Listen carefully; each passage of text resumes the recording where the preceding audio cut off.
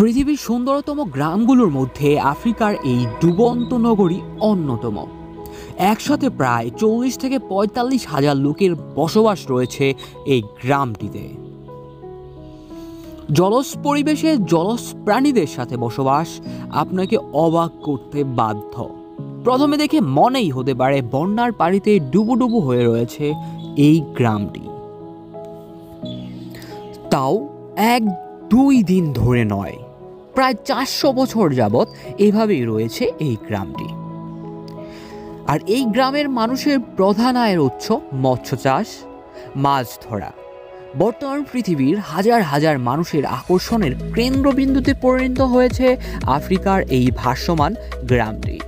দৈনিক প্রায় 10,000 মানুষের আনাগোনা রয়েছে। পৃথিবীর বিভিন্ন প্রান্ত থেকে মানুষ এই গ্রামটিতে ভ্রমণের উদ্দেশ্যে আসে। অনন্য সৌন্দর্যমণ্ডিত এই গ্রামটি একটু বিচিত্র ধর্মের বলা চলেই। আর এই গ্রামটি এভাবে পানিতে ভাসমান হওয়ার পেছনে রয়েছে এক মজাদার কাহিনী।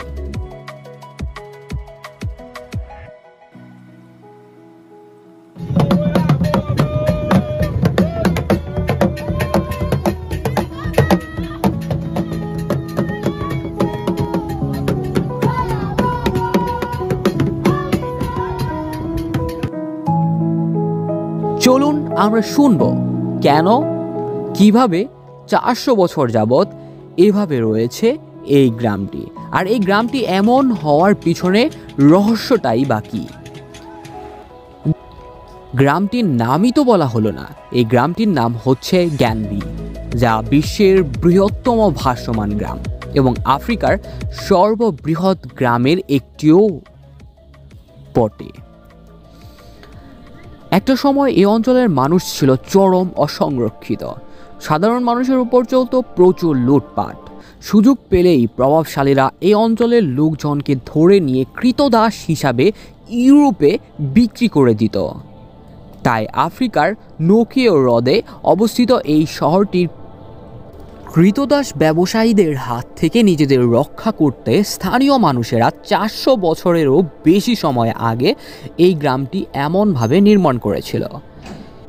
এই গ্রামটির গভীরতা 2 মিটার বা 6 ফুট। স্থানীয় মানুষেরা এই দ্বীপগুলোকে তৈরির জন্য স্থলভাগ থেকে মাটি নিয়ে এসে হ্রদ ভরাট করে করে মাঝখানে মাঝখানে বাড়ি তৈরি করে।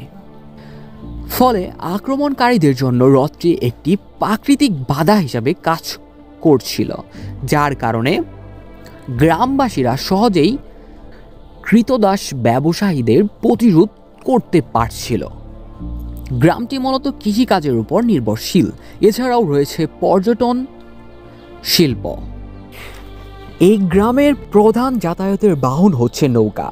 আর গ্রামবাসীরা কিন্তু প্রচুর মাছ খেতে পছন্দ করে, কারণ এদের প্রধান খাবারই হচ্ছে মাছ।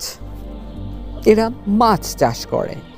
আর এই গ্রামটিতে শিশুদের জন্য রয়েছে ভাসমান স্কুল, ভাসমান হসপিটাল, ভাসমান বাজার, ভাসমান হোটেল, ভাসমান বার। আর এই সমস্ত কিছুই টঙের উপর তৈরি।